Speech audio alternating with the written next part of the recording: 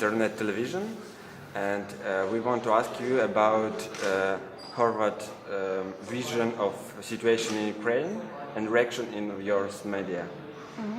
Well, in Croatia, I think there is a lot of public attention considering what's happening in your country, because Croatia was going through war experience in 1991, and this entire region of Southeast Europe or Balkan is something that remains deeply attached to the other places in Europe.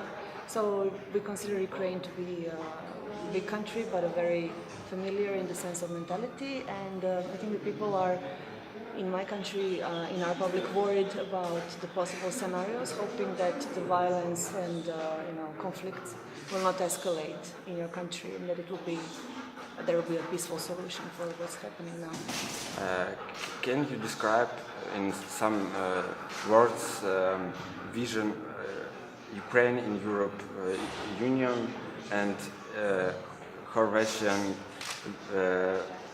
attitude to European Union, how it works and how it must work? We are the newest member. We joined last year on the 1st of July, so it's still not the full year. We were expecting to join the EU since our independence, so since 1991. And it's been a long process. A lot of things had to be done, a lot of reforms, and people were not happy with that. But I think that ultimately we are happy to be a part of the EU, not to be out of it. And then considering any EU policies, we need to align with them considering Ukraine. So that's why Croatia doesn't have its own independent policy towards your country, but rather what Brussels says, that's what our officials do too. And the last question, some days ago it was election in the European Parliament, and it was very great number of deputies who Eurosceptics. Yes. Why it's like that, and what is the future of European Union in your society vision?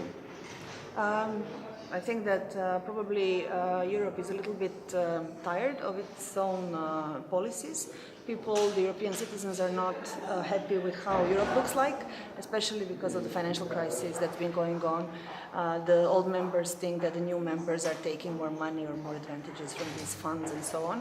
So there's this inequality that everybody feels but doesn't know what to do about it. So this is why the right-wing parties or those who oppose European integration are getting some force, while the left and the true Europeans are not really doing their job. So they should start reinventing Europe, because that's, as they say, it's the biggest thing that happened after in the past 60 years. So it has really many good things that it has developed. So it should be protected, not destroyed. And it's always funny to see a number of Eurosceptics who run for European Parliament, because then it means getting the money from the EU that you hate, and then it's really a little bit controversial. So hopefully, they will. And the last question, it is the last question. No, don't worry.